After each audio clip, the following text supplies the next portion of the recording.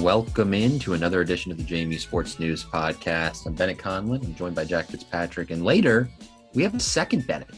Yeah, I'm a little outnumbered in this podcast. 2 Bennetts to 1 Jack. Don't know how I feel about that one, but I guess we'll make it through. No, we had a Bennett on who covers Missouri for the St. Louis Dispatch. St. Louis Post-Dispatch, yes, sir. St. Louis Post-Dispatch. He came on, gave us a lot of great insights on Missouri softball since – full transparency, neither Bennett nor I really watched a lot of Missouri softball through the regular season, and I think Bennett just caught a couple innings of their regional. So we needed a little bit of a good teaching too, and Bennett too definitely gave that to us. Yeah, I mean, most seasons normally I'll do work and on the side I'll stream Missouri sports, but this year I didn't happen to do it. No, I think like with FCS football, and we certainly pay attention, like JMU fans. When I say we pay attention to like other programs, at least a little bit, maybe even in men's basketball within the conference. I think we at least know like top players and things like that. But yeah, I mean, when it comes to like outside the conference, no one, like Olympic sports, you're not going to get a whole lot of knowledge. So that was pretty helpful. But it's a softball pod. It's a full softball pod. This is my dream. Yeah, this is what Bennett started the season dreaming about. I dreamt about spring football, and then it became a nightmare. And Bennett dreamt about college softball, and now it's becoming the best dream he's ever had as JMU finds themselves in the super regional after sweeping their way through the regional. That was so impressive. Like that was so impressive. You were like, it takes a great team to not lose a game in the regional. Like, this is when we were down against Liberty, and the bats just weren't happening. Like, it looked bleak, and you were like, oh, we can get them in the second game. It's fine. Great teams lose a game in the regional, and then the bats came alive, and I think it was just insane. Like, they were a great team. Yeah, I mean, just super cool. And I mean, it's the farthest any team has ever gotten, right? So JMU is 3rd super regional in 5 seasons, but no one's made the Women's College World Series. So they've already made, in some ways, program history by reaching this point. They're 37-1. Now, granted, they played just a disgustingly bad schedule up until the regional. Some people have talked about how Delaware is like a top 30 RPI team. That's an RPI issue, not a Delaware not a Delaware. That's not Delaware is good. That's RPI is abysmal. Absolutely. So JMU is really good, and they played an easy schedule. But for them to play that schedule and then play 3 top 25 teams, 2 against Liberty, of course, so it's 2 teams. But they beat Liberty twice, and then they beat Tennessee in Knoxville. I mean, I thought they were going to lose the first game. Watching that game against Liberty, I thought they should have lost that game. And they end up winning it. Oh my God! It's crazy because I think Liberty was if we go by everything, it's clear that if you go by the record, Liberty was the second best team, JMU was the first, Tennessee was the third, and Eastern Kentucky was the fourth. Which I also completely keep forgetting that they were that Eastern Kentucky was even in the regional for them. There's always at least but I think looking back, you would think maybe Tennessee just had a couple bad games, but I truly believe that Liberty was better than Tennessee, at least that weekend. And beating Liberty twice was huge. I think it was bigger than beating. I won't go that far because beating Tennessee is a national, it's an SEC school, and it's just name recognition. It's bigger, but Liberty, their pitchers seem to have JMU for a large portion of stretches. Have the bats just confused. They were making contact, but they weren't getting them down to get base hits. And it just seemed like JMU couldn't figure out Liberty. And then Liberty's the big bats of the Bishop twins. We couldn't stop hearing about them. And just the power of Liberty kind of came through. And then all of a sudden, JMU bats just came alive and the offense figured it out. But I think beating Liberty twice, especially in the way they did it the first time, was absolutely monumental. If we're talking pure talent, I think maybe Tennessee gets the edge. But Tennessee to me seemed like a team that they got down and then they looked shell-shocked. Liberty was just scrappy. For all the 17 innings JMU had against, the Flames were kind of irritating. They had a lot of pitchers. They had enough. It's so many pitchers. They had so many, they didn't have an ace, but they had 3 serviceable pitchers, which was so annoying in that one inning that they rotated through all 3.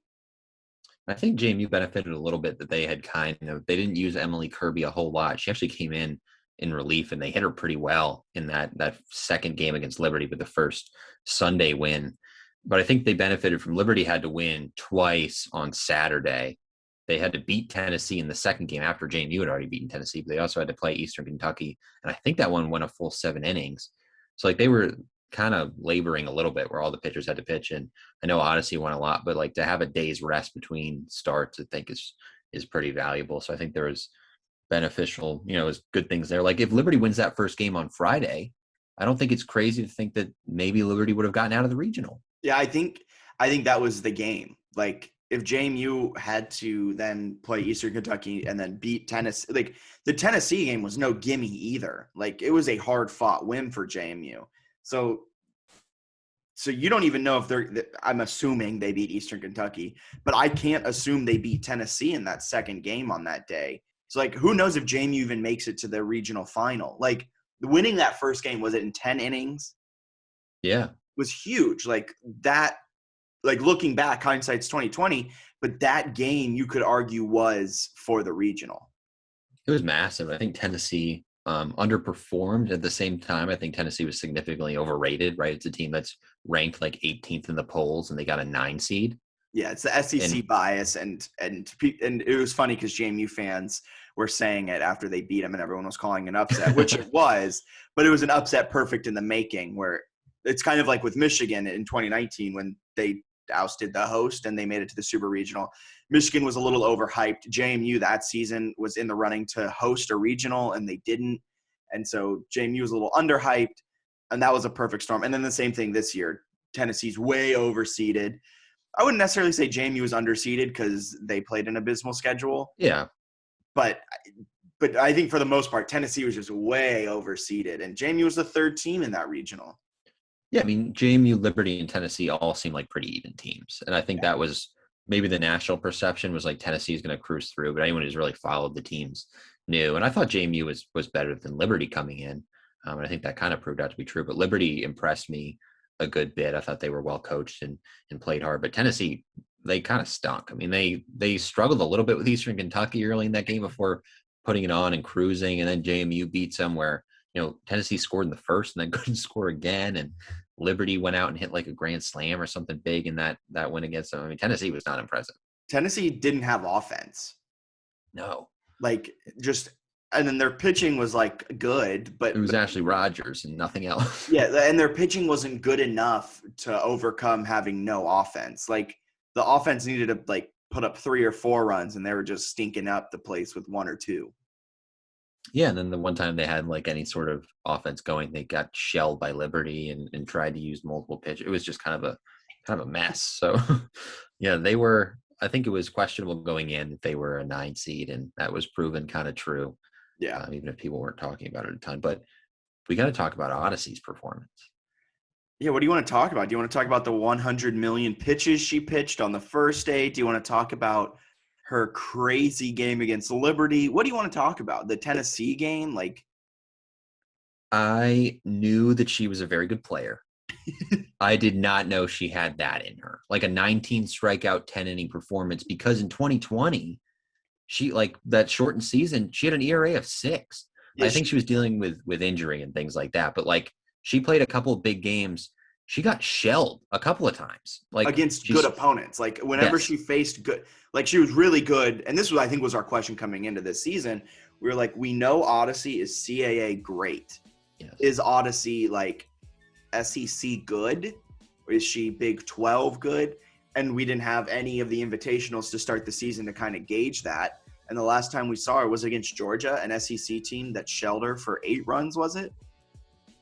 When she played against Georgia, she gave up like 13 and like 4 1/3. So something terrible. And like that was the last taste in our mouth. But we knew Odyssey was a good pitcher, but I think she cemented herself as a great pitcher this weekend. I mean, you don't go out and have a 19K outing. Even if it was in 10 innings, like that's just absurd, the level of dominance. You're striking out 1.9 batters an inning.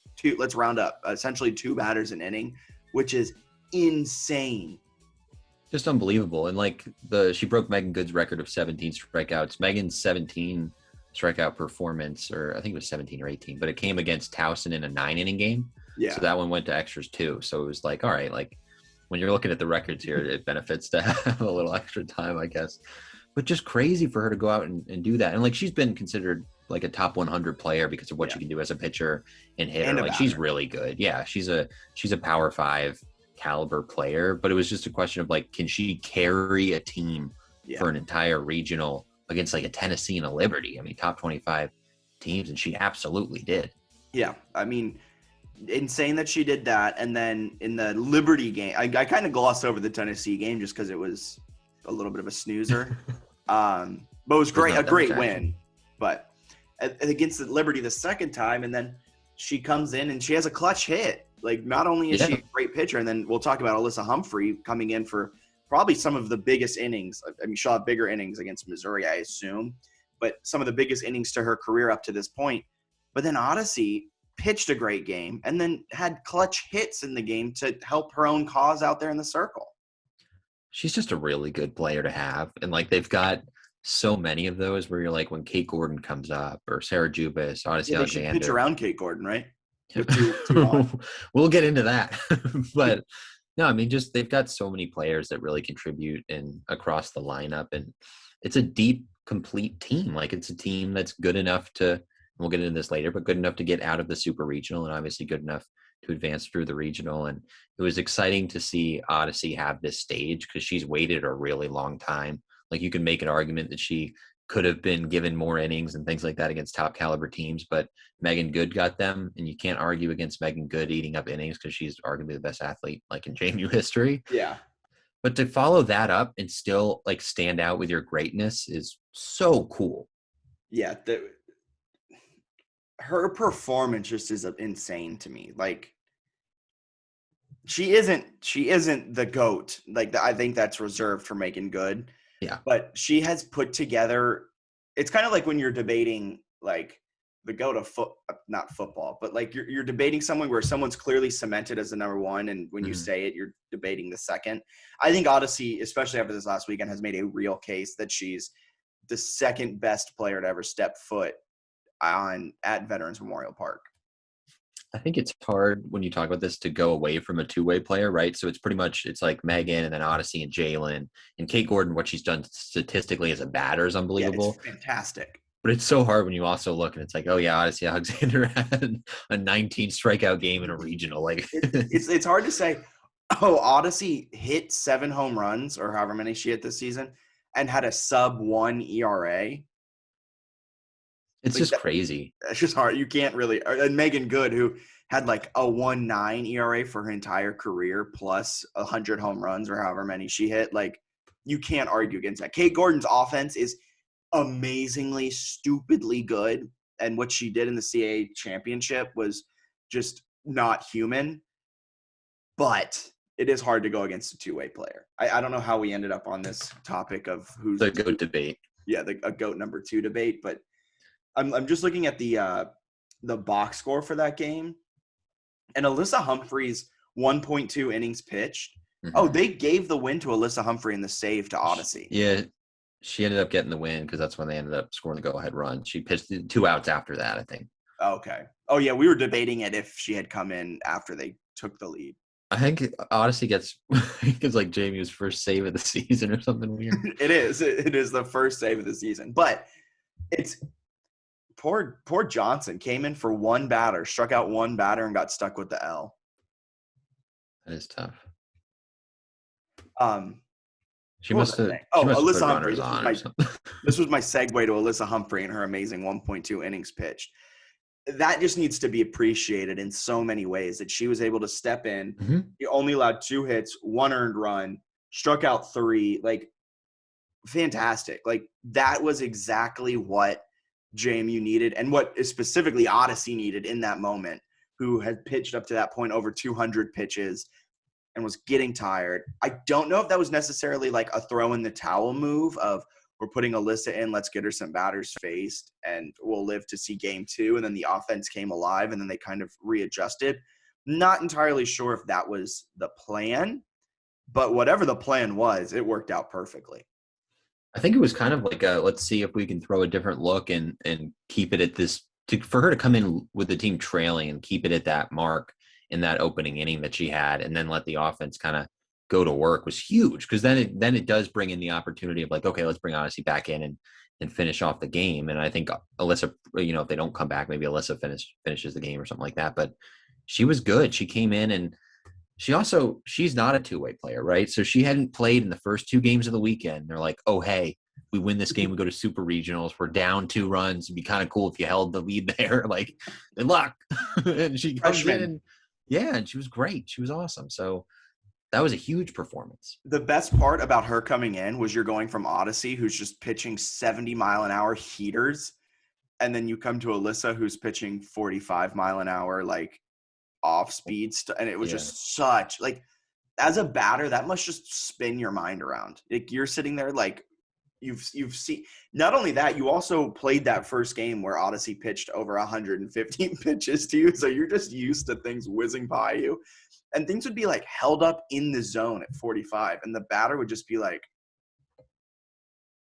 damn. I mean, it was hilarious. Like, she was throwing 45-mile-an-hour pitches that just sort of floated right down the middle, and they're just taking them like, what is this? And then 2 innings later, Odyssey comes in and she's throwing 70 again. I mean, the velocity change and how that must, mess with your eyes has got to be just awful. So I think that's something that, and we'll get into this a little later, but like if she can toss a couple innings against Missouri, even if she gives up some runs, but can just kind of change it up and give Odyssey a better chance, that's something to keep an eye on. Because I mean, it's hard when you're having one pitcher try to, throw 14 to 21 innings or whatever. Yeah. And let's talk about some unsung heroes. This one isn't as much as an unsung hero as just a hero of the weekend in Sarah Jubis, who is just like, yes, Miss Automatic, Miss Clutch, every name. Like, Kate Gordon gets all the headlines because Kate, and rightfully so, but is just a home run destroyer and just contact. I want to see what Kate Gordon's batting average on the season is because it's got to be insane. It's like, I think Jubis clips her by a little bit. They're both like right around. Jubis is above 400, but I think Kate's like 398 or something. 397, which is just insane. But like, Sarah Jubis is one of the best just hitters on the team. Not a power hitter, but can just find the gap, get a single, get a double, and just an RBI machine. Got 2 RBIs and was huge in the Liberty first game too. And she's had huge moments where like she gets these big doubles and sometimes she'll go yard and hit some huge. I mean, she has been clutch throughout her career. I mean, she was huge, I think, against Michigan in that series. So she's big time and she's got pretty much everything you're looking for in a hitter. You want to hear something crazy about Sarah Jubis? Go for it. She has played 4 full seasons now. 3 of them, she's batted over 420. Well, she's at 418 this season. She's batted over 418 for 3 of those seasons. She batted 302 her first season, which is still fantastic. Yeah, I mean, she's just such a good player. Like, huge addition. She's a redshirt junior, so she's coming back, I believe. So she'll have another year next year, thank goodness. But she's unbelievable. She's also someone, like, we talk a lot about how it translates from like CA to Power 5. She's like arguably better and more productive in these clutch moments against like Power 5 teams. So like she's just a flat out good hitter. Yeah. And then moving to unsung heroes, I guess you could say. We talked about Alyssa. Lauren Burnett, the catcher, I think a freshman catcher. Yeah. The huge insurance dagger home run. Like, what was that? Oh, it was insane. I think she had maybe like 2 home runs and 6. I was looking up. She hadn't had an RBI since like April 3rd. And she rips an opposite field to right field 2-run home run to put them up, I guess, 8-4. And then they ended up giving up 1 more run. But like, can you imagine if it was 6-4 and they give up the solo home run in the top or bottom, whatever it was, top of the 7th, bottom of the 7th to Liberty, and it's 6-5? That's a lot more pressure than 8-5. It's hilarious. She didn't have a hit up to that point. That was her only hit of the regional. Just such a good at bat. And she was obviously battling behind the plate all weekend and made those defensive contributions. But gosh, speaking of what, she caught about 1 million rise balls that were like 6 feet above her head. Those are hilarious. I don't think they were supposed to be that high. And I some of them were about it at one point. And you're like, well, they're rise balls. They're supposed to go up. And I was like, some of them are supposed to go up. Force the catcher to squat up and catch it. But they made some impressive plays. She was really good. Yeah, they had pretty much everyone contribute defensively and offensively. So a full team effort. That was a heck of a win. Yeah, that was a fun weekend. I'm excited to do it again this weekend against Missouri. But before we dive into Bennett number 2 jumping on the Yes. podcast with us, I think you put in the outline national media. I want you to just talk about this because I think you have some things you want to get off your chest. I have multiple things. First, I guess let's talk broadcast, which they were setting the scene in the final game of the weekend, kind of like how many outs Liberty had left and how Liberty's season would end and Liberty's RPI. And I don't know if they were just doing it for like dramatic purposes or whatever, but like one of the teams was clearly going to a super regional and the other team was Liberty. So why are you talking about that? That was really irritating to me is when they were like, oh, here's how Liberty did all these things. It's like, why don't you talk about the team that's going to their third super regional in 5 seasons? It was also annoying because like they're like Liberty bolstered their RPI with these preseason invitationals and like this and it's like JMU does that every other year. JMU like is always doing that, and yet this year they didn't because of COVID. And now you're like, good for Liberty for going out there. They knew they were going to catch the L's, but man, their RPI really looked good, and like good for them. And it was just like, I feel like you're missing the entire point that this season started in March or April, March, right? When did this season I start? think it was March. Yeah, maybe I don't know if some people might have played in February, but But like you're JMU I starting think the was March. season during COVID when COVID was Yeah, vaccines weren't readily like and all of this stuff. So why are you kind of like it felt like they're almost demonizing JMU for not playing a hard RPI schedule, and it's like they do this every other year. Like let's look at the grand scheme of things. I'll let you get back to your rant, but that's what really bothered me about that.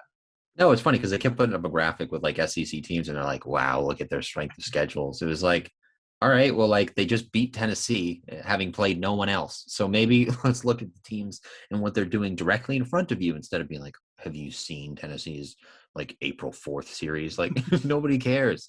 Like they lost, JMU won. I just feel like there's a lack of research going on, and some of it too when they like Odyssey came out in that first game and they're like, could Odyssey's weekend be done? It was like, probably not. Yeah, that was hilarious that they said that. It's like, could her day be done? Yes, but could her Like that week be done? game. I don't Yeah. think the head coach of JMU, Lauren Laporte, is going to say, you know what?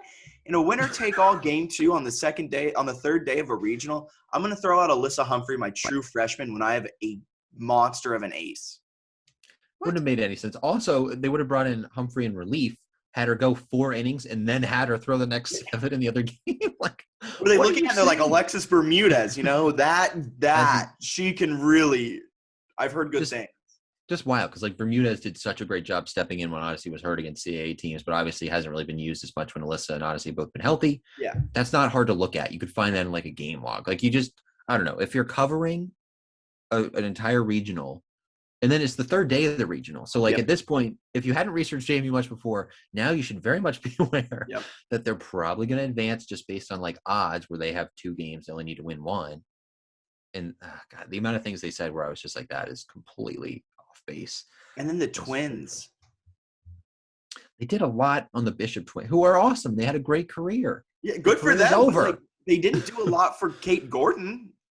Right. It was like talk about how they've had all this success and like, I don't know, it just felt like they were kind of letting it go. And then like they were really setting the tone and the drama there. They were talking about the statement that one of the Bishop twins made when she hit the home run to cut the deficit to 3 when they had 2 outs left. It was like, that's not a statement. That's garbage time padding the stats. And it was cool. It was a good at bat, but it means nothing. Like that was really frustrating. They're like, wow, this is the kind of thing. Like, is this game not over? It's like, it's still pretty much over because they need 3 runs. They have 2 outs. God, that was awful. But then for the next rant, I was listening like the 7 Innings podcast, which is the national podcast. And look, I can't, crap on them too much. Like how many national softball podcasts are there? Like good on them for covering softball. Yeah. But they had probably a 5-minute segment on JMU. And I swear to God, first of all, there's like 15 people on this podcast, which is remarkably confusing for someone who has not listened to it before. So they had every person basically give a take. And I would say like 6 out of the 8 gave just insane takes. Like one of the things that you alluded to earlier is they were like, I think Tennessee made a mistake pitching to Kate Gordon. Okay. Well, when they gave up the home run to Kate Gordon, it was a 1-0 game in the third inning. I believe there were 2 outs and there were runners. I think it was on first and second. And Sarah Jubis, who bats 420 and who does that all the time, as you've mentioned, was up next. And they're like, I just don't know why you pitched to Kate Gordon. Oh, Who maybe also, because Sarah. like, no offense to, like, Kate Gordon had a fantastic CA championship and was very good in the regional, but she wasn't like a superhuman home run machine during the regional. She was batting like a human. So, like, yeah, you're gonna pitch to her. Imagine having your ace on the mound in the third inning, up 1 against a team at home, and you walk her to load the bases and get to someone who hits 420 And up a is run. clutch, Like, and is one of the clutchest players, I would say, in the, like, this is my bias showing, but is one of the clutchest players in the nation. And you're like, you know what? yeah, I want her up. who had a That's so much great better. who had a really strong performance against Liberty in the first game. So the game prior in the regional that Tennessee probably would have watched most recently. Yeah. So that was just a crazy take. They kind of went back on it earlier and were like, oh, maybe that doesn't make sense because Sarah Jubis is really good. And then like at one point they're like, JMU's last super regional was in 2018. It was in 2019. That's not that hard to look up. And then the other one they said was like, it's the team's second super regional. And it's like, maybe if they're talking about this group of players, that would make sense. I don't know if that was what they meant, but the program's obviously been to 3. So It's also, I think, the craziest thing about messing up the last time they went to a super regional is that of the last 4 years, 2 of the times all the regional hosts made it through, and the other 2 times JMU, and it was the last 2 years, so for 2 years in a row, from 2017 and 18, all the regional hosts made it through. And then 2019 and 2021, JMU's the only non-host to make it through because they ousted the host in dramatic fashion. It's like I'm not even like a huge softball nut, but I know that. it was just really frustrating because like it's not that hard to find this stuff. And the other one that really not upset me, but was like just kind of crazy. I was looking it up now to make sure I had all my things written down. But they were like, Odyssey's had a great season and she's really built on this and built on what Megan Good did. And like I can agree with all of that. And they're like, she got off to a crazy hot start in 2020 before the pandemic canceled the season. It's like she was dealing with injury and had an ERA of 6. So, like, what's your definition of a crazy hot start? Because I think the team actually was kind of like finding its legs without Megan Good in 2020. COVID canceled the season. They came out this year fired up and like grateful for the chance to even have a season. And I think they've benefited from like learning and practicing as a team and getting better. And now I think they're better than they would have been at the end of 2020. And I think it's benefited Odyssey a ton, even though she, battled the hamstring injury this year. But to say that she had a hot 2020 when she had an ERA of 6 is so remarkably wrong.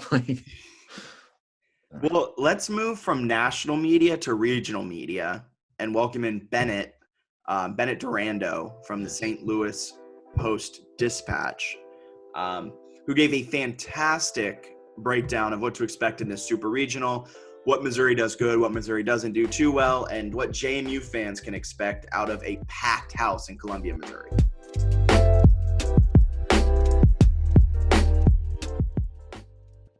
So we're now welcoming in Bennett Durando of the St. Louis Post-Dispatch. He's a correspondent who has covered Missouri softball.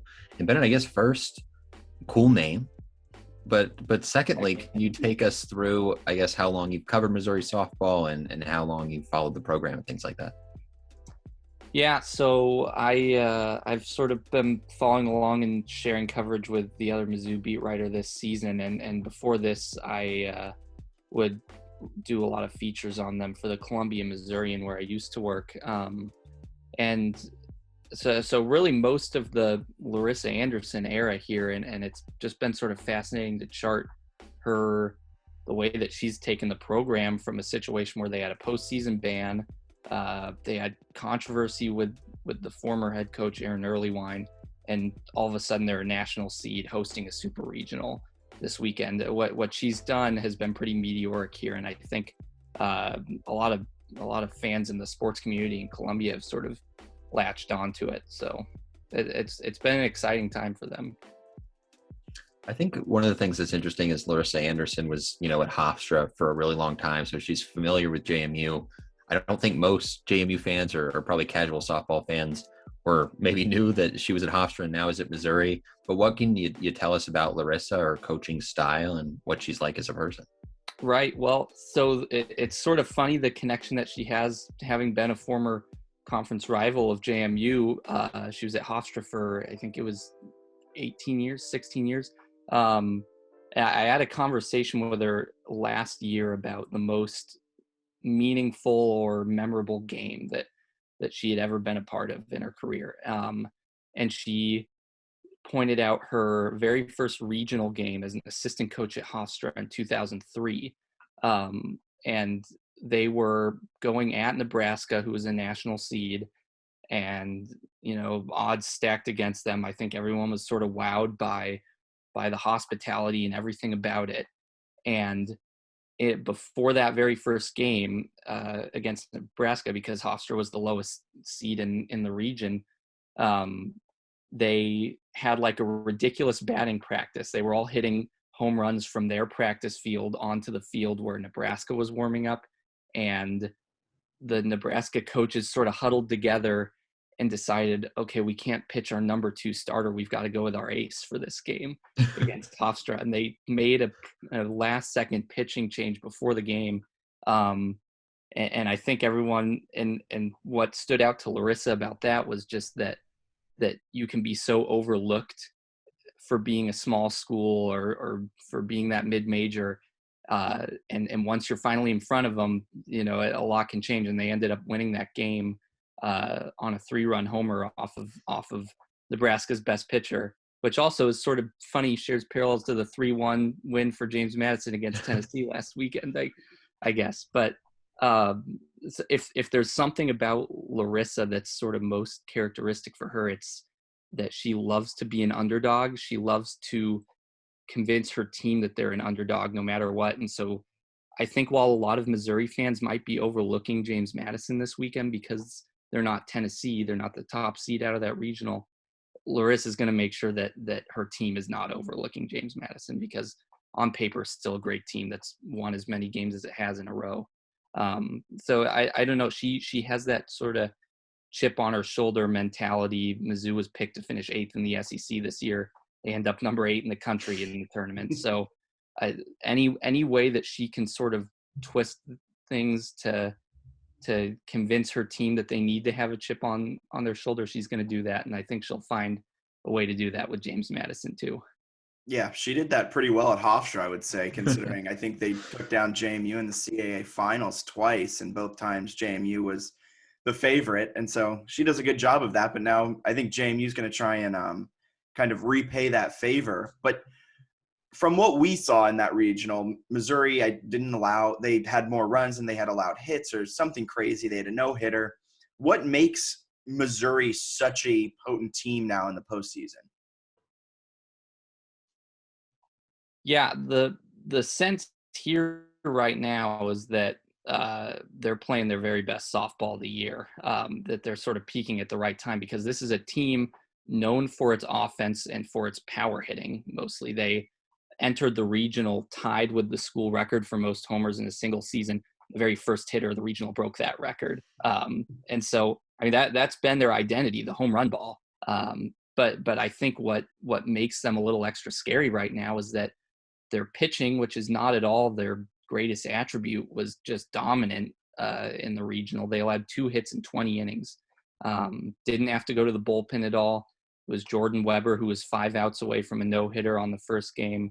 Lauren Krings, 1 out away from a no-hitter the second game. And then Jordan Weber ends up getting the no-hitter on the third day. So just sort of impressive. And it was a little bit of a weaker regional too, I think, in terms of the opponents. But the fact that those pitchers sort of found their stride at the right time is really what makes this team dangerous right now, I think, on top of the hitting that they're already known for, being one of the highest scoring teams in the SEC. So I think college softball, the atmosphere is something that maybe excites me the most. So what should JMU fans expect to see from Missouri fans, I guess, at this super regional? And what did you see at the regional in terms of fan turnout with what's allowed and just that atmosphere? A full house. They should probably expect a full house. I think the last weekend was really exciting. The environment was great. And I think that there was a little bit of an extra sort of sense of the community coming together and sharing this camaraderie of live sports, because it was the first full capacity event that Mizzou has hosted since pre-COVID. So on top of, sort of the most exciting team that I think there's been at Mizzou in any sport in the last year or two, you've got, finally a chance for people to be packed into a stadium and watch a live event together. And it's a great team on top of that. So the environment was great. I think throughout last weekend, as the pitchers came progressively closer to the no-hitter, there was sort of an extra tension to that too. So there was, it felt like sort of a sense of relief, I guess, when it finally happened. Like they were waiting to sort of erupt fully for the first time almost. But it was great. I mean, all of those games were just pretty packed, pretty exciting. I think it's going to be the same this weekend. Awesome. Are there any X factors coming into this? Because JMU fans, or maybe not even X factors, just players to watch. Because I'm not sure JMU fans, and I mean me, I haven't even followed Missouri all that closely all season, as one doesn't in Harrisonburg, Virginia. But what's kind of the players to watch? What is to be expected? Who's gonna have that big game? Right. Well, first of all, I think the most interesting sort of matchup is going to be how James Madison handles, is it Odyssey Alexander? Yeah. I mean, that's the thing about college softball. If you've got an ace, then it doesn't necessarily matter if you're an underdog, because you've got someone who can run the table for 2 or 3 games. But Missouri, I think its greatest strength is that they figure out how to adjust to a pitcher the second or third time through a lineup, and it might be the same in terms of a second or third game. So it'll be interesting to see how JMU wants to handle her usage, I think, throughout that series. If keeping her in longer is going to be, potentially more detrimental if it goes 2 or 3 games. And I think for that reason, winning the first is going to be really important. In terms of the players to watch, Hattie Moore right now is sort of, I mean, she's playing her best softball this season right now. She's Mizzou's senior catcher. She reached base 9 of 11 plate appearances in the regional, drove in 4 runs, caught the no-hitter. She's tied for the team lead with 17 home runs right now. Kim Wirt, the third baseman, is also tied with her for that.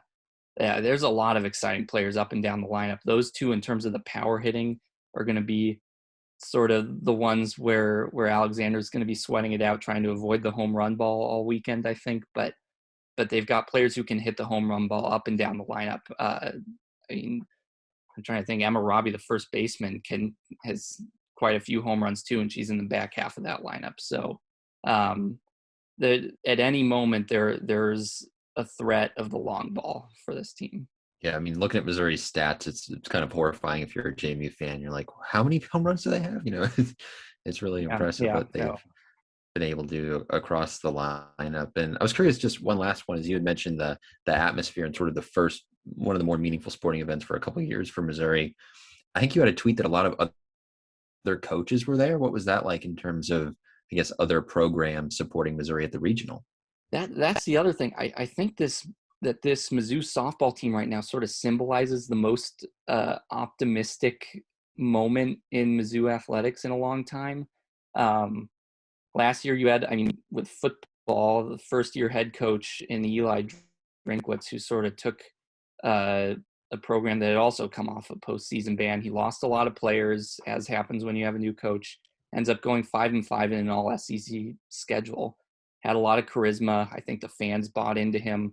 Then men's basketball makes the NCAA tournament after sort of 2 dud seasons the last 2 years. So things sort of moving in the right direction in those revenue sport programs. And now you have a softball team that's nationally ranked trying to get to the Women's College World Series. And I think, again, that combined with the post-COVID sense of the whole thing, it was the whole community coming together. And, you had fans, you had the men's basketball coach, Conzo Martin, standing on the sort of the pacing as he does throughout that game, and I would see fans just come up to him and shake his hand, and so there's sort of a sense of everyone in Columbia is all in on this team right now, and to see the coaches there, everyone's really excited about that, and yeah, it's probably as like things are looking up more than the last couple of years as far as I can remember in this college sports community right now, I think, at Mizzou. Awesome. Jack, that's pretty much all I've got. You got anything else? No, well, here's just, of course, whenever we have a guest on, we have to have a prediction. So what is your prediction? How many games is it going to go? Everything like that. I think I'm going to take Mizzou in 3 if I had to say something. I think, again, a lot of people sort of think that Mizzou might not have that hard a time. I think Alexander's going to be really tough to crack in the first game. I think the trend all season has been that this lineup has figured pitchers out once they get a good enough look at them. So I think it's going to be a lot tougher for JMU to win the second and third games. So I would, if I had to make a pick, I think I would go Mizzou in 3. I like it. I like that one. Awesome. And where can JMU fans who want to read about Missouri and I guess previews of this matchup, where can they find you and your work? Yeah, go to stltoday.com. That's the website for the St. Louis Post-Dispatch. You should have coverage throughout the week. So awesome. Appreciate you taking the time. And the first time we've ever had another Bennett on the show. So I think Jack might have been overwhelmed, but I was pretty excited. I know. I'm sorry. Usually there's probably 4 or 5 Jacks, right? Yeah. He's always bringing on all these extra Jacks. Next up, we'll have a Jack guest just so we can. Yeah, weird flex, but okay. You know. Happy to have some Bennett pride. Exactly. We appreciate the coverage and the insights because we certainly were in need of some Missouri insights. So thank you. Of course. Thanks for having me, guys.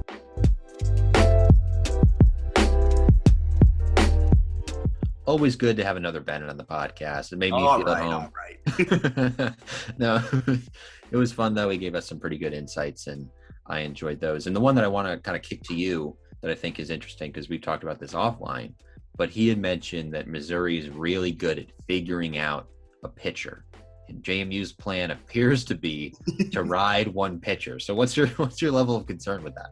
I think, I don't know if I mentioned it on the podcast or if it was off air, but I think Alyssa Humphrey is going to have a few, whether it's in all 3 games and she just has like maybe 1.2 innings kind of here and there. Odyssey can probably make it through the first game unscathed just because Odyssey is such a good pitcher. It's probably going to take 3 or 4 times through a lineup to hopefully it doesn't go to 10 innings again and she has to pitch 150 pitches. But I think she can make it through one game. And JMU's offense has, and I think Bennett Durando talked about this too, that he thinks JMU's best chances if they can win, if they can kind of steal that first game. So that's huge. If Odyssey can make it through that game. And then game 2 and 3, I think is when it's going to really start getting difficult because that's going to be the 5th, 6th, 7th, 8th, and so on time that the Missouri batter is going to be facing Odyssey. So the key to it is going to be, can Alyssa Humphrey step in and have an inning or 2 or 1.2 innings or 1.1 innings just to give Odyssey one a rest and to just change the eyes of the batter? Because going from 70, like we talked about, to 45, not only do you have to kind of get used to her pitches and her spin and everything like that in general, you have to get used to a huge just drop in speed. I don't know if Tennessee necessarily overlooked JMU, but I think the way Missouri is going to be locked into this game, I think might be a little bit different, like this series, because Larissa Anderson being from Hofstra and like knowing this program and trying to have them be the underdogs, that's it's borderline frustrating for JMU to be like not overlooked by an SEC team, but they won't be too, and that seems important. And he talked about how Larissa Anderson thrives on like getting her team to think they are an underdog. I don't know how she's going to do that this time around because I don't think any national media is like saying anything like JMU is going to win, JMU's going to pull off the up. Like national media just isn't saying that. So I don't know how she's going to make her team into an underdog, but it is scary that Larissa Anderson has knocked off JMU twice in the CAA championship and with worse teams than JMU. And now here she is it's essentially the same JMU kind of blueprint of an ace. Lauren Laporte is the coach, and Larissa Anderson's in the other dugout. Laporte did edge her in 2020, though. These teams played in 2020, Missouri and JMU won a thriller, 8-7 in 8 innings. Hell of a game. Odyssey threw 175 pitches in that one. How does I know softball's different than baseball, but goodness gracious, how does your arm not fall off? She walked 8 in that one, so this is when she was kind of struggling last year with command. Struck out 10, but she gave up 6 earned, 7 runs in total. But she battled, and Bennett Durando had mentioned Hattie Moore and how she's a really good hitter. She did hit a home run off Odyssey in that game, so maybe some good vibes. But Kim Wirt came in as a pinch hitter, but I don't know if she actually really had an at bat or if that was later or whatever happened there. She didn't seem to do much. And then Emma Rave, who we had mentioned, was over 4. So Odyssey's got some success. Sarah Jubis seems to potentially like Missouri. She was 4 for 5 with 4 RBIs in that win. So we're excited about that stat line. I think what excites me most about, and I know Missouri's now coming off of a regional where they had 3 almost no hitters and only allowed like 2 earned runs or like 2 hits or something absurd. But call me stupid if you want. I'm excited for this matchup between JMU's offense and their pitching staff. Yes. I don't know if that regional was a good representation of how good Missouri's pitching is, or if it was just a blip on the radar that they had a really good weekend. JMU's offense, I think, is going to have a huge chance to put up runs, which is going to be key because I don't think Odyssey is going to be able to hold them to 1 or 2 runs. I think they're going to have a couple blasts. So I think JMU's going to have to score at least 5 or 6 a game.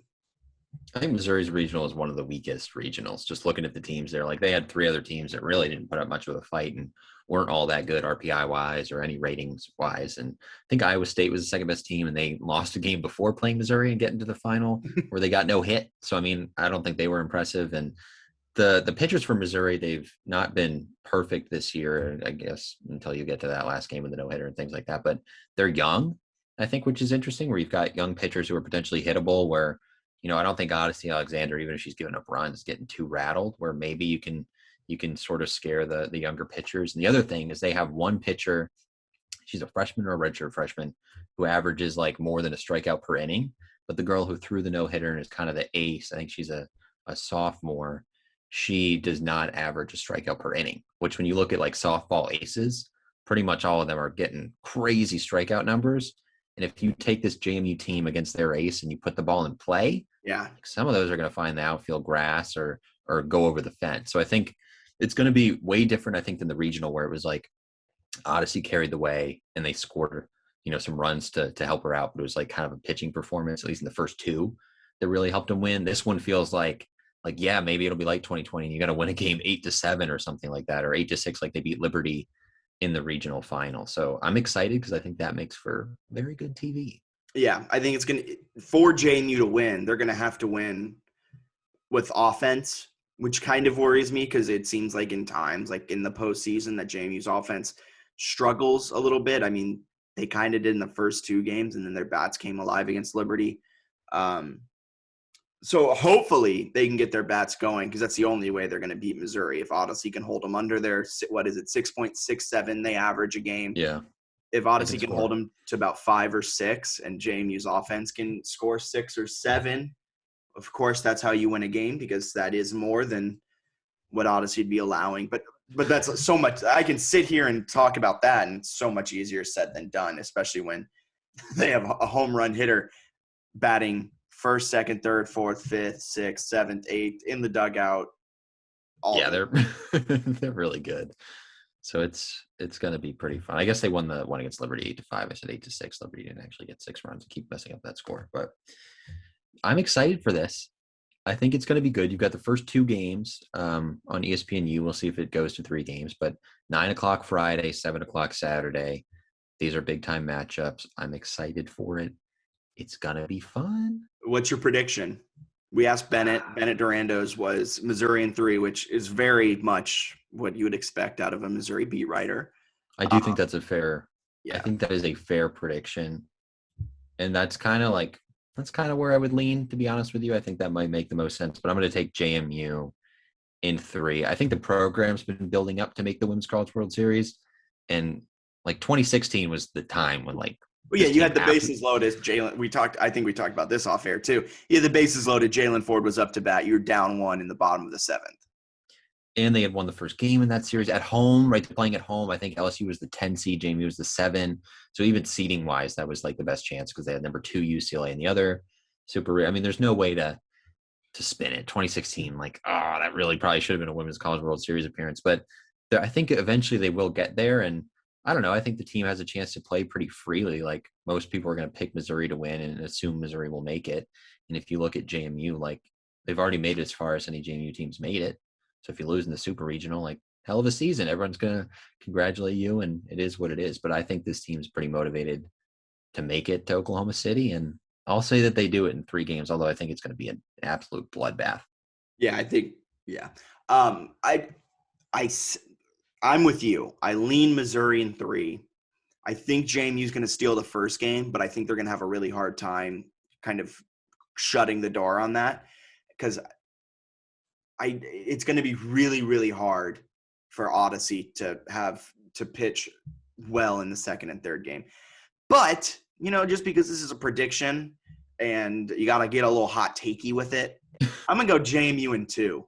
Oh, I love that. That'd be cool. Just get it over with and rest up to beat up Oklahoma. The thing is, and like, here's how I can talk myself into it, and I'm not truly believing it, but I'll talk myself into it here. I think JMU has the advantage in game 1. They have the better pitcher, and they have an offense that we know can score runs. So I think they can steal that first game with Odyssey having a fantastic game. And then game 2, I'm feeling a little Liberty vibes. You're kind of down, and the offense comes to life late. Alyssa Humphrey has a good little relief innings. I don't know why I couldn't get that out. That was a really awkward way of saying it. I think they can then steal the second game. If it goes to 3 games, I don't see how JMU wins in 3 games, in all honesty. I think that's probably a fair take. And I have 2 more things I want to get to before we hit some Olympic sports. Okay, hit me. Okay, first, I think this is the ceiling would be a win. Like just for JMU fans, like you would probably draw Oklahoma in. Oh yeah, you're the Women's College World. Oklahoma's played Missouri twice this season. First game they won 5-2. They played the next day. They beat them 11-0 run rule in 5 innings. Like Oklahoma's sickening. Oklahoma's very and I think there's just such a gap between the top 2 or 3 teams in softball and Alabama's crazy. Yeah, so I think this is the ceiling. Like I would not expect a national title. So that's why I think this is fun because if they win it, awesome, and if they don't, I think the season might end pretty quickly after that anyway. So foundation of the program is in a good place. The last thing, we got to talk about Lindsay Meeks a little bit. Oh, thank you for bringing this up, man. What energy! What clutch hitting! Everything you can't understate. The energy she brings to a team, and then you can't understate that clutch triple. And she had another clutch single earlier. She's really good at the plate, and also she's I think a shade under 5 feet tall. So she's got a team leading 37 walks. Her strike zone is not very large. She's taking advantage of it. The energy is awesome. She's diving for balls at third base. She's going crazy and dancing. They need some of that energy, and she really kind of provides it for everyone. Here's the thing. I think Lindsay Meeks, it's going to be a packed house down at Mizzou, or over at Mizzou, I guess I should say. I think you're still going to be able to hear Lindsay Meeks. If she gets on base, you're going to be able to hear her energy. You're going to be able to hear her in the dugout. You're going to be able to hear Lindsay Meeks over a packed house in Missouri. I think that's going to be a really interesting part of this is just the energy there because, JMU doesn't really shy away from the energy. I think them having a massive crowd after a COVID season, they're just going to be dancing and smiling. And they play into the energy. I mean, you saw the video when they were, strutting before the final game. This team, I don't know if it's their way of getting nerves out or anything like that, but man, do they have a funny way of handling high pressure moments. They've always been like this. They're always dancing. They're always they're their own bedpan. They're their own hype squad. And it's just hilarious. And I think with a packed house that's going to be booing them or whatever they're doing to JMU, I think that's going to be such an energy like it's just going to give them so much energy that it's just going to be insane. You're right about the nerves thing. Like that's the other thing is like Kate Gordon and Sarah Jubis like take strikes or like are way out in front on a pitch and then they just like laugh and smile and like look at Coach Laporte and go back into the box. I'm like, what is like that's it's like horrifying if you're a pitcher. Like they golf swing at your dirtiest pitch and they're like, missed that one. And it's like they just don't ever really seem to get discouraged as a team, which is super valuable. So wrapping up softball, put a nice bow on it. We're excited for the super regionals. We're excited to jump on the podcast next week and talk about going to the Women's College World Series. Now some Olympic sports though. We missed last week, so yes, let's hit some Olympic sports roundup. I don't know if we didn't put a bow on lacrosse yet, did we? No, we did not. Okay, so they won an NCAA tournament game against Johns Hopkins, lost to North Carolina, but they turned the season around impressively. 100%. And I think they get a whole lot back. So, like, that's a program that seems like it's just going to stay top 25-ish for, like, a really long time. Yeah, and when you're staying at top 25, you can then attract solid recruits, especially for a mid-major. And you're recruiting a really good area. Northern Virginia, the lacrosse is really big. Maryland, even lacrosse is really big. So you have a pretty good spot. You're recruiting. Expect JMU lacrosse. National championship was amazing that they won a couple years ago, but they're a perennial kind of mid-major power and a top 25 team. Yeah, and it's kind of cool too with them where like they'll play 20 games in a season and like 6 of them are conference games. So like you can recruit and be like, hey, we're going to play Maryland, North Carolina, and Virginia Tech. And they're like, oh, cool. Yeah. It's not just a CAA schedule, which is sweet.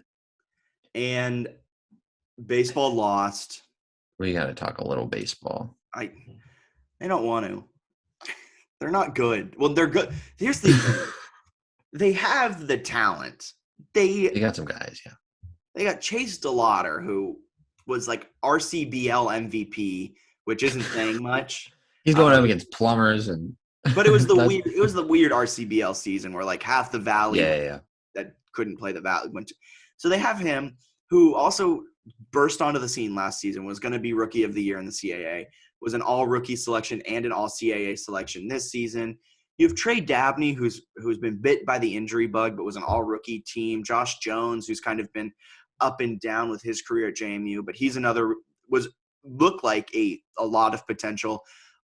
A lot of the team was batting over 300 this season. They have the players, at least on the offensive side of the ball, and yet they still somehow – they didn't even make the CAA tournament.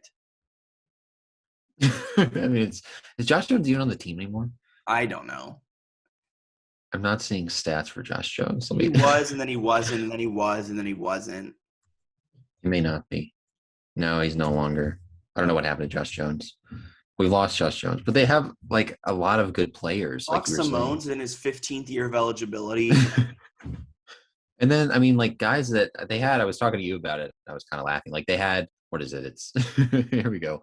1, 2, 3. I think it's 6. Yeah, 6 guys who played regularly and like qualified for the batting, things or whatever, who hit over like 310, and they finished 11-17 as a team. Like, what are you doing? How does that happen? Like Chase DeLauder, you mentioned, he had 39 hits this season, right? Pretty good. 20 of them were extra base hits. He's so good. He has an OPS of like 1,200 or something. I mean, his slugging percentage is .723. Led the team with 6 homers. He's been fantastic. Like they have some bats. The pitching was not particularly good. They had some guys who really struggled. I mean, you have guys who have an ERA. 4 guys who pitched significant or reasonable innings that had ERAs over 9. Like, so I mean, you gotta. I don't know. It's just they've never seemed to piece it together. Where they had years where they had really interesting pitching that did well. They couldn't hit for whatever reason, and now they can hit, but they can't pitch. And it's. I think you're at least coming up on some hard questions here for Eikenberry. I don't know if he's locked in for a contract next season. I might have to just FOIA this and find out. But yeah, I mean, like I don't know what the future holds for him because he's been here kind of a while, and they were making progress, but it was the kind of progress. They're like winning an extra like 3 games, yes, season, which you could just chalk up to how the ball bounces.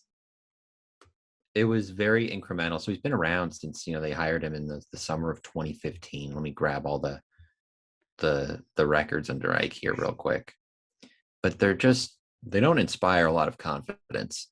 And when you see the team that plays, I don't know how 20 far feet it is. away. Yeah, it's not very far. And they're going to super regionals every year. All right. So he started in 2016. That was his first season, hired in 2015. 24-31. First season, whatever. 24-27 the next year. So the wins didn't actually improve. The winning percentage did. Then they went 26-26. So it's 2-win improvement. Cool.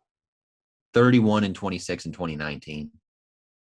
I would like to Then they say go that 10 31-26 season 2 benefited a lot from a cupcake schedule to start the season. Like They've they were done that playing before, like yeah. they were playing Norfolk State, Lafayette, and like these like not great programs. And you're right. They were 6th in the conference. Yeah. Right. So once they got to conference play, they stunk, and then they lost the play-in game for the CAA tournament or something like that. Yeah, they went 10-6 in 2020 before it was shortened. But again, I think some of those were like, yeah. But they had some walk-offs. They looked exciting in 2020. There was some excitement in 2020 before COVID canceled. I'll give them that.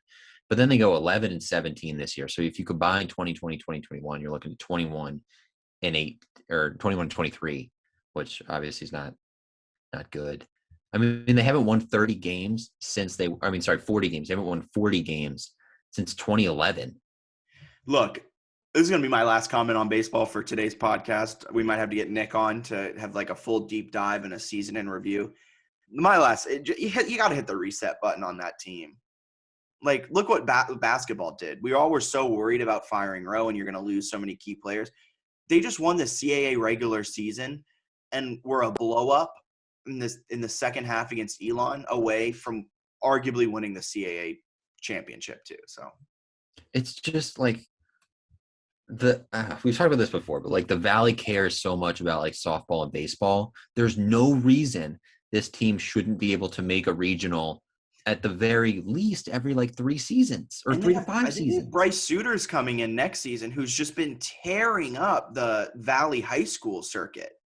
And even if they're not making a regional, like at least give them a team that like, well, I mean, if you're at the top of the conference, you're probably making a regional. Like the CAA's got some good teams. Next season, in theory, they're going to have DeLauder and Suiters. I'm not going to add Dab. I'm a huge Dabney believer, but it seems like he's injury prone. He hasn't really. How old is he at this point? I feel like I guess he's only redshirt sophomore, so they might have him for like 6 more years too. Yeah, exactly. But with Suiters, who we assume is going to be a contributor like DeLauder, you have 2 solid players, all CAA caliber players. Can't they get everyone back if they want it? Yeah, and like I'm giving Bryce Suiters too much credit too soon. He hasn't even taken up his first pitch at JMU, but like you got to be good. My concern is like how long does Chase DeLauder stay? If this guy's like as good as we think he is, like does he want to go 11-17 the CAA, or does he want to like snag a P5 offer? Yeah, that's a good point. I don't know. It's just like they have pretty good players, and a lot of them are returning. And it feels like you're saying, like if they hit the reset with a Byington kind of thing, who's to say they wouldn't just make a huge leap? Yeah. It's just frustrating because they should be better. And any other lacrosse we got to hit? Not lacrosse, Olympic sports. I think that's everything. Women's golf was hanging on for a while, but I think we hit on them the last time that they were 17th at 18 in the regional or something like that. So Shelby Stabe, sorry if I'm mispronouncing that name, is in the NCAA East prelims for track and field. Heck yeah. And we just got to mention it. Football has added the 15th and 28th defensive linemen to their roster. So expect every down a new, just a complete change. Like our kid's going to transfer out. Like they added a kid from Army with 3 years. They added the Ohio State. He was Ohio State walk-on, which I think is worth noting. But he's still seems like he's got some talent. And then a Towson kid who was a team captain for them.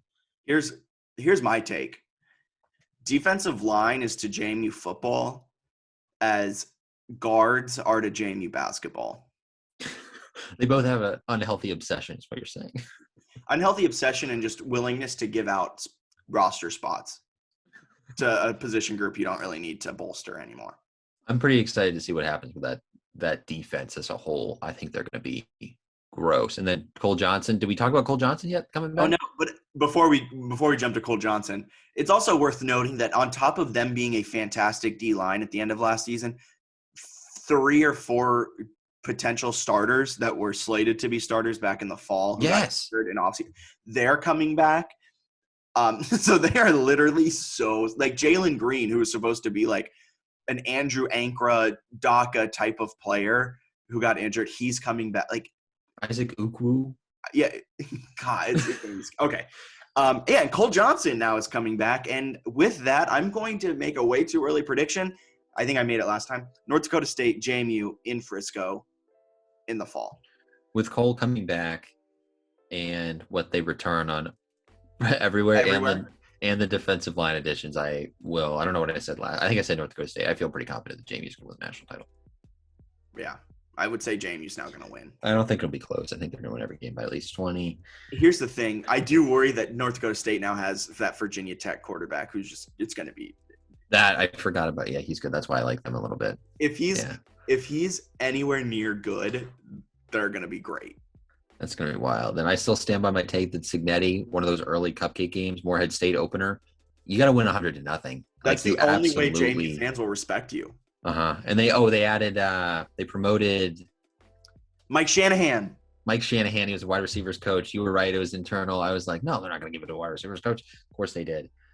So he's taken over, and then they added Tino Sinceri, former Pitt Panther star, as the quarterback's coach. Also, did you see his connections? He's had some pretty good coaching gigs.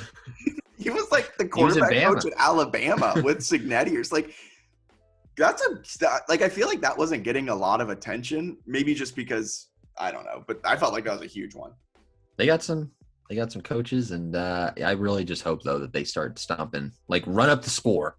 That's the only way JMU fans, I guess, are going to be appreciative of what Curt Signetti has done at JMU. But I digress. Anything else you need to add? That's it. Looking forward to softball. I dropped my pen.